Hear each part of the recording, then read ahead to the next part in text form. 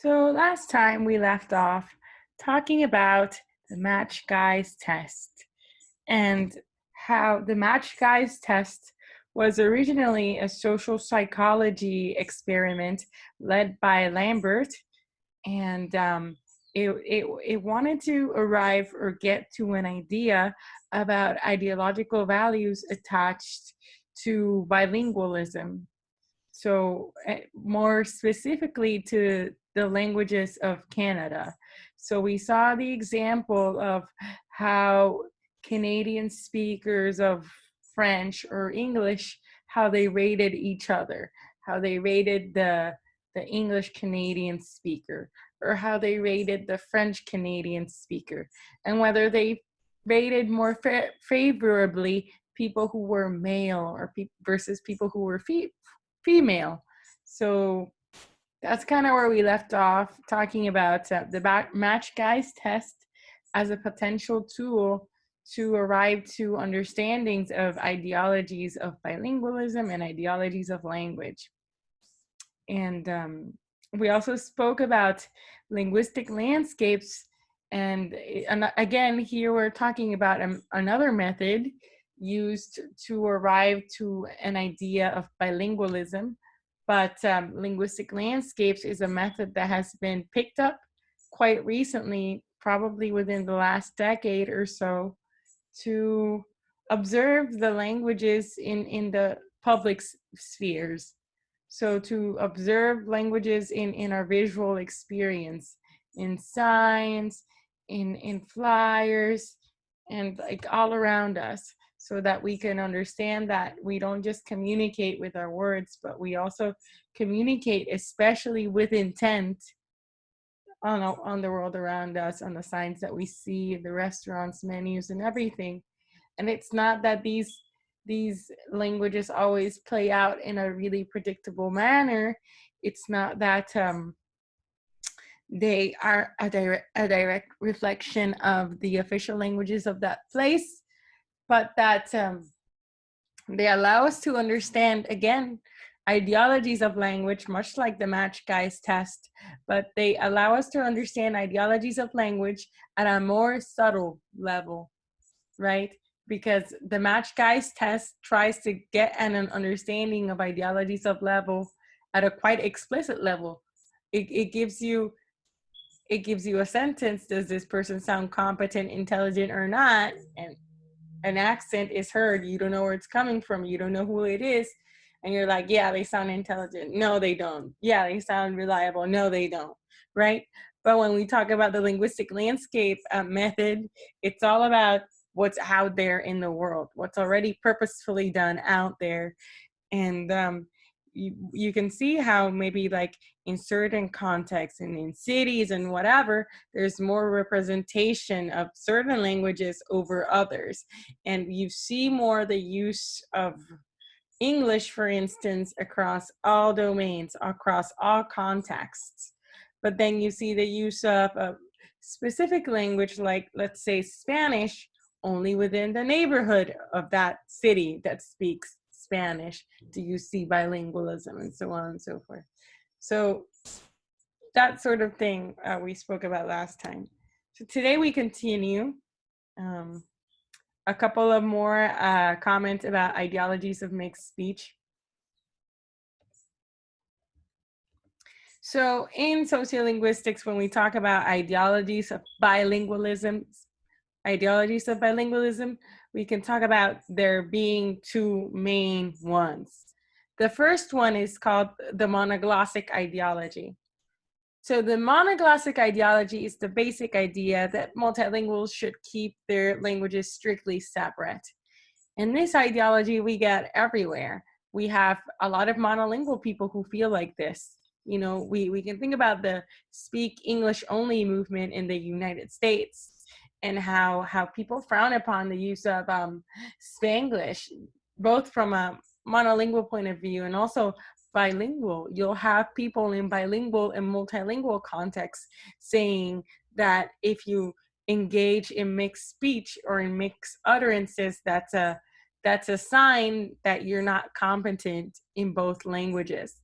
That's a sign that, you know, you're less than, or that you need to practice. So this monoglossic ideology that people should strive to speaking one language and to keep languages separate from one another is widespread. In fact, it's so widespread that initial traditional beliefs and traditional ways of looking at bilingualism thought about the bilingual brain as a bilingual brain that had two perfectly distinct language systems that don't influence each other at all. You know, that is the balanced bilingual. That's the ideal bilingual. And it has these two varieties that are super separate from one another, right? So we see this monoglossic ideology happening in the general public of how things should be. And we also see it in the theorizing of bilingualism by linguists, especially linguists from the beginnings, from the earlier times. So the consequences are that there are misunderstandings of the mechanisms that lead to mixed speech. So there's an assumption of a lack of competence. And then we hear people use derogatory terms to describe mixed speech or what they hear from other people. So that's the monoglossic ideology. And that's a very useful term to know, monoglossic. Mono, one language, glossic, language. So it's not necessarily that you only know one language or you should only know one language. It's the idea that you keep them separate. They don't mix. Then we have the pluralistic ideology. So people who do the pluralistic ideology tend to be people who are quite prideful in the fact that they can speak more than one language, right? People who celebrate mixed speech and see multiple ways of speaking as valuable and as a source of pride. So, for instance, some examples of this are found in people and communities that are already multilingual and bilingual, and then they want to sort of promote this vision of unison or of biculturality by creating material or commodities that represent this multilingual plurality. So we'll get a lot of authors, for instance. Let's talk about Latino authors and how they try to represent Latino heritage in the United States by writing children's books that have elements of code switching and elements of Spanglish. So for example, a number of popular books and television shows, again, also television shows, they use Spanglish as a way to represent a desirable way of speaking. So they try to challenge those ideologies that are surrounding them of knowing one language or of the monoglossic ideology, right? By producing these marketable things into the real world that showcase a different ideology, a different message, a pluralistic message. So you have these two competing ideologies. They probably can occur in the same context, right? We can probably see these two that we've mentioned in the United States. We can probably see it in Puerto Rico. You know, it's not that a specific country will have a specific ideology, but that everybody has different ideologies. So mixed speech as indicative of sophisticated communicative style. So this builds back to the pluralistic ideology. So people who have a pluralistic ideology, they don't see it having multiple languages as a bad thing. They say that what we have here is not just a hazardous mixing of two languages brought upon by laziness or ignorance. It's not that I'm lazy or ignorant. It's not that I don't know, or a combination of these. Rather that, you know, when people engage in mixed utterances and multilingual and bilingual speech, what really we are being shown is that people have a sophisticated grammatical knowledge, right, of both languages and are acutely aware of community norms. So when we talk about sophisticated knowledge of both languages, That means that the person who's engaging in mixed speech knows the underlying language rules of language A and knows the underlying language rules of language B and knows when to combine them in a way that will be understood by their audience, right? Knows how to combine them in a way that's just right. It's not that they're mixing them and producing blah, right? But that their equivalence points and etc. Their strategic points where people switch, right? And use mixed utterances. So that in that sense, it's sophisticated. It's also sophisticated because when people engage in mixed utterances, they don't do it because they just feel like it, but they do it because they usually know that their audience is gonna understand, right? Because what's the purpose of communicating and using mixed speech with someone who's not gonna understand you?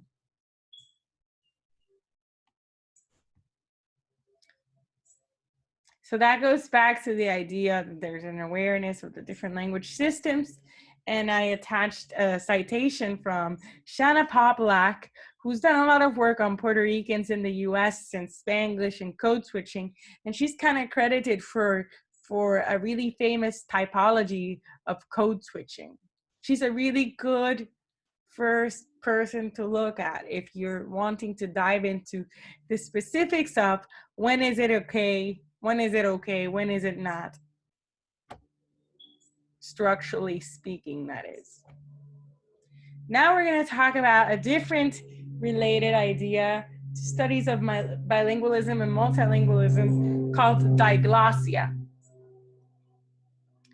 So when we talk about diglossic situations, diglossia, first of all and foremost, is a term used to describe a situation where there are two distinct codes with a clear separation. One code is employed in one set of circumstances and the other in an entirely different set. So you have a language A, language B, right? Two languages, and they all have prescribed to them very specific ideas of when they could be used, okay? So it is a stable language situation. We use language A to do this, we use language B to do this, and everybody's happy. Not necessarily, but you know, we keep it neat. So this idea of diglossia involves usually a primary dialect that's widely spoken, like it could be a regional dialect or a standard dialect. And usually this dialect is known as the low prestigious variety or the L variety, low variety. And then we have a divergent, highly codified, superposed, so that means it's been top-down imposed variety. And this variety is denoted as the high variety, right? The best. No, it's not the best, but it's given a lot of societal prestige. It's attached to it for some reason. Probably because the people in power decided so. So the high variety is grammatically more complex. Why? Because it's codified. It's you know, they think about the rules. It has a large and respected body of literature because people don't question it, right? As being legitimate or noteworthy, because it has a history of being materialized and documented and supported institutionally and academically and spoken by the highest of highest elites. It's learned largely by formal education. So most people that come to pick up the high variety do so in school. And it is used mostly for written and formal spoken purposes. So a lot of people rely on these high varieties. One, in high stakes situations when they want to impress other people through pieces of text, right? Or when they're in informal settings and they want to impress. It is not used for ordinary conversation. So it's not the sort of variety that you take home or you take with a friend and then just engage in that posh way of speaking. It's not the case at all. So it's two distinct varieties. Each of them have differently assigned uses, and one of them is labeled the H implicitly or whatever, or explicitly, and one of them is labeled the L. Usually you don't necessarily get someone explicitly saying, this is the language that's gonna be the high language. But usually how it happens is, oh, this is the language of school, of government, and then that sort of situation arises when there's one variety that's having all the institutional support and the other one is lacking.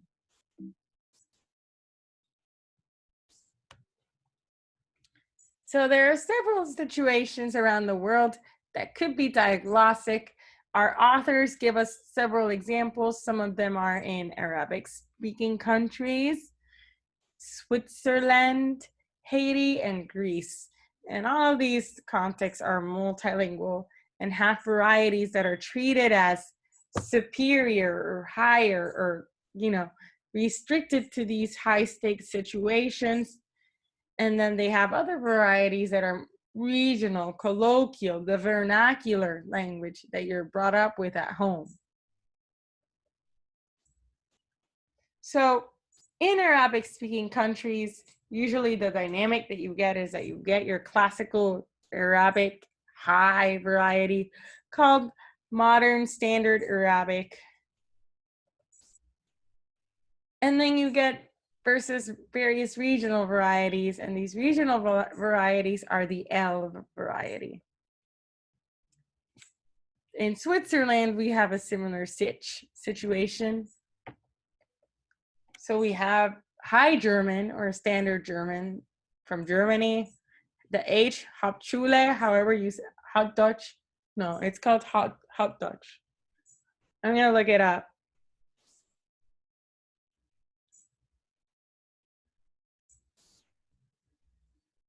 High German. Say it for me so I don't sound stupid. High German. I already know how to say it that way. How to say it in German? I think it's Hauptdeutsch. Hochdeutsch. Oh man, I completely. Hochdeutsch. Yeah.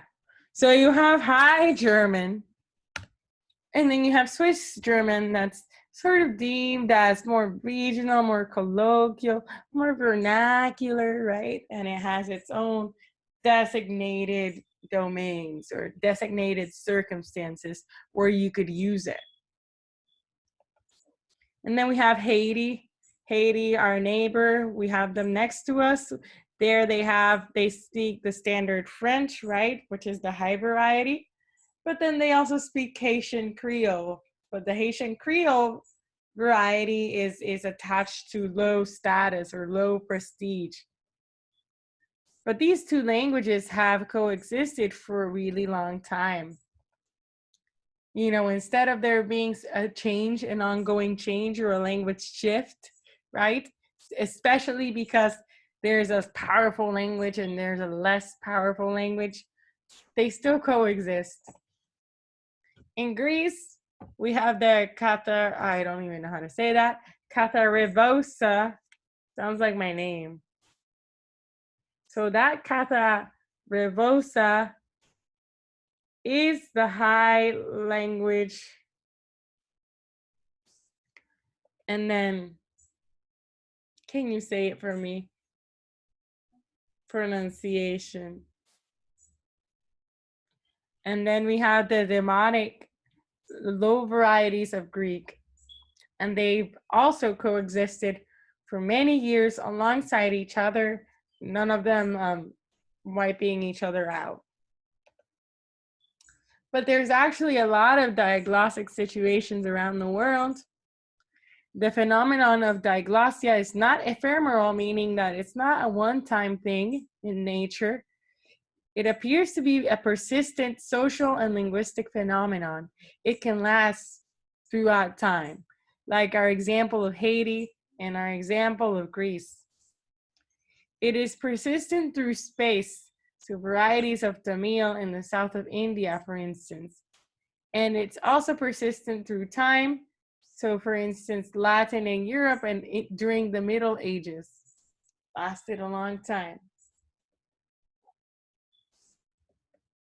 And if you're more curious about the different diglossic situations in the world, where certain varieties are assigned a status and circumstances attached to those status, you can click on that link below. So when is diglossia likely to occur? What societal situation can lead us to diglossia?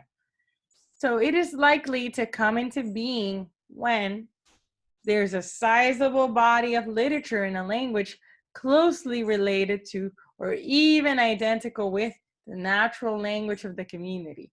So usually when it has a lot of literature backing it up, you know, that people may start picking it up or acknowledging it or attaching it to a specific value because it has a lot of literature. Literacy in the community is limited to a small elite, and a suitable period of time of the order of several centuries passes from the establishment of one, sizable literature, and two, small elite. So you have this way of speaking that's been materialized, it's been codified, it has a lot of literature backing it up. And not only that, but the people that are attached to this way of speaking and this literature are the people who are already in power, the elite, who are already in a prestigious point of view, in a prestigious status. So these factors together combine to result in inequalities of ideologies and inequalities of uses. When you have one language that's more highly esteemed than the other, and then that reflects in the worldly uses, right? And in which circumstances is language A permissible, and in which circumstances is language B permissible. So a key term that you may have heard me saying right now, when we talk about diglossia, is called domain. So when we talk about the domain, it refers to the context or the contextual circumstances in which varieties H and L are distributed. For example, when one variety, the high variety, gets used for a specific purpose, like formal lectures, and the other variety, the low variety, gets used for other purposes like speaking inside the household. So the high variety has its own domain, so we can find them, for instance, in the giving of formal lectures, and in biblical sermons, and in public speaking, in government situations like the parliament, legislative body, and political speeches of campaign trails, in the broadcasting of news on the radio or in the television, writing poetry, right? Because poetry is supposed to be refined and elegant and all about the aesthetics. Fine literature and editorials in the newspaper is where one is likely to see the high variety. But then the low variety is given a more restricted set of domains. We can use them, for instance, to engage with other lower working class, low prestige communities or servants, household servants. If I don't even know why they even gave this. This is a definition provided by Ferguson in 1959. But like, really, who has household servants these days? I don't know. Anyway, so a person may lecture in a high variety, but then they answer questions about its content and explain parts of the lecture in the low variety so that people can maybe perhaps understand them a little bit more, or they can reach their student senses or their audience's senses at a much successful level. So I guess this idea of switching between high variety and low variety then is quite comparable to the vocabulary word of translanguaging and what it means to engage in translanguaging. So translanguaging, for those of you who forgot, is another way of referring to multilingual discourse or bilingual discourse. And in fact, the origins of translanguaging as a concept or as a term was actually in an applied linguistics context. So people wanted to talk about a teaching strategy of relying on a second language, or sorry, relying on a first language to help understand the teaching of the second. So relying on the first to teach the second. So in that sense, you know, they're engaging in different ways of speaking to alleviate or facilitate the learning process of a student.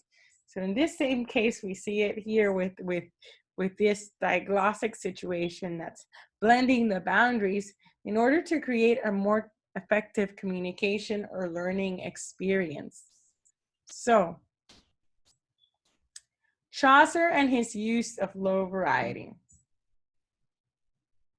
Using the low variety for literature is generally considered risky, right? So it's like, oh, I'm gonna write a book about Puerto Rico using Puerto Rican Spanish and omitting all the S's and turning the R's into L's, and I'm just gonna make it like really, really colloquial, using like all sorts of slangs, and even I'm gonna use inclusive conventions that are mostly found online, and I'm just gonna make it real. So there could be some backlash and some resistance into publishing that in, let's say, El Nuevo Día, or like in a casa publicadora that's like, ooh, highly esteemed, right? But you know, some people can get away with doing something as shocking as that. And that's indeed what happened with Chaucer during his time, right? Canterbury Tales time. So usually when you get away with using a low variety and high variety domains, it requires a type of agreement between the author and the audience such that both decide that it's okay that you're using a low variety in a traditionally high variety context. So it's an agreement to see past societal norms and be willing to extend the uses of the L variety into traditionally defined age variety domains.